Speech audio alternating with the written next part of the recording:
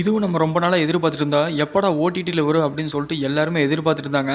And ஃபைனலா பார்த்தீங்கன்னா, இப்போ இன்னைக்கு பார்த்தீங்கன்னா, இந்த படம் ரிலீஸ் ஆயிருக்குது ஓடிடில.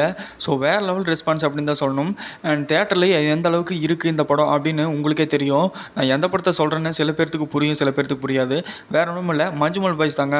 சக்க போட போட்டிருக்குது. இன்னுமே ஓடிடில வந்தும் தியேட்டர்ல எல்லாமே வேற லெவல்ல ரெஸ்பான்ஸ் கிடைச்சிட்டு இருக்குது அப்படின்னு தான் சொல்லணும்.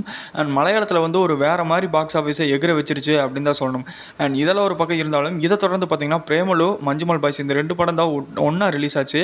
அண்ட் 2 படத்துக்குமே சரியான ரெஸ்பான்ஸுங்க.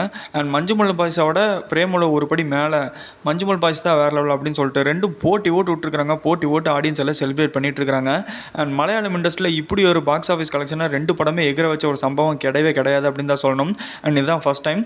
பிரேமலு எப்போ வந்துருச்சு அண்ட் மஞ்சுமல் பாய்ஸை விடுங்கடா அப்படிங்கிற அளவுக்கு போதுங்கிற அளவுக்கு அண்ட் எல்லா பக்கமே கேட்டிருந்தாங்க. அண்ட் ஒரு வழியாக மஞ்சுமல் பாய்ஸ் ரிலீஸ் ஆயிடுச்சு. ஸோ நீங்கள் எத்தனை பேர் பார்த்தீங்க பார்க்கலீங்க அப்படிங்கிறத மறக்காம கமெண்ட்ல சொல்லுங்க. அண்ட் தேட்டருக்கு போகணும்னாலும் பரவாயில்ல, டவுன்லோட் பண்ணி மறக்காம இந்த படத்தை பாருங்க. ஸோ லைக் பண்ணுங்க, ஷேர் பண்ணுங்க, நம்ம சேனலை மறக்காம சப்ஸ்கிரைப் பண்ணிடுங்க.